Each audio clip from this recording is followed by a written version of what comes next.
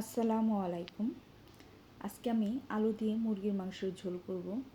প্রথমে আমি কড়াইয়ে তেল দিয়েছি, তেলটা গরম হয়ে আসলে পেঁয়াজ কুচি দিয়ে দিয়েছি। পেঁয়াজটা একটু ভেজে নিব।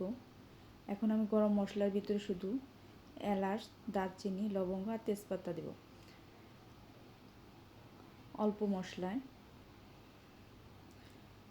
এখন আমি বাটা মশলাগুলো দিয়ে দিব। পেঁয়াজ বাটা, রসুন বাটা, আদা বাটা দিয়ে ভালো করে একটু নেড়েচেড়ে ভেজে কষিয়ে নিব। এখন আমি মশলাগুলো দিয়ে দিব। হলুদের গুঁড়া, মরিচের গুঁড়া, ধনিয়া গুঁড়া আর স্বাদ মতো লবণ দিয়ে ভালো করে মশলাটা অনেকটা সময় নিয়ে কষিয়ে নেব। কয়েকটা কাঁচামরিচ দিয়ে নিয়েছি, দিয়ে ভালো করে আরও কষিয়ে নিয়েছি মশলাটা। এখন আমার ধুয়ে রাখা মুরগির মাংসগুলো দিয়ে দিলাম।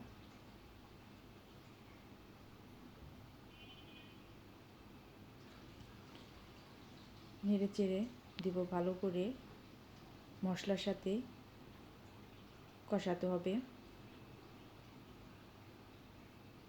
ঢাকনা দিয়ে কিছুক্ষণ ঢেকে রাখবো।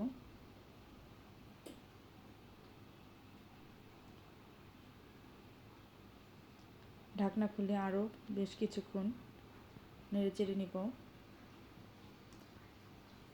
ভালো করে সময় নিয়ে কষিয়ে নিতে হবে।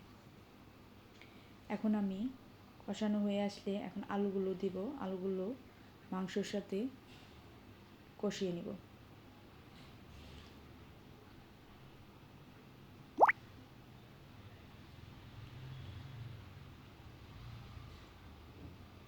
আবারও ঢাকনা দিয়ে ঢেকে রাখবো।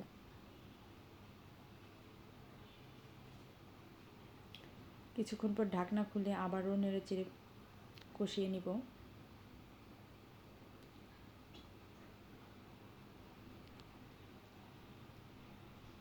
এখন আমি ঝোলের জন্য পানি দিয়ে দিব।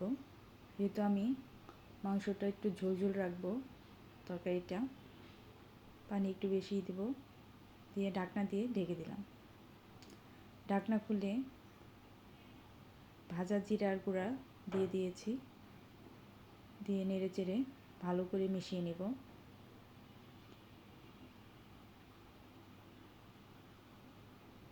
আবারও ঢাকনা দিয়ে ঢেকে রাখবো। কিছুক্ষণ ঢাকনা খুলে এবার হয়ে গেল আমার মুরগির মাংস আলু দিয়ে ঝোল ঝোল ঝোল।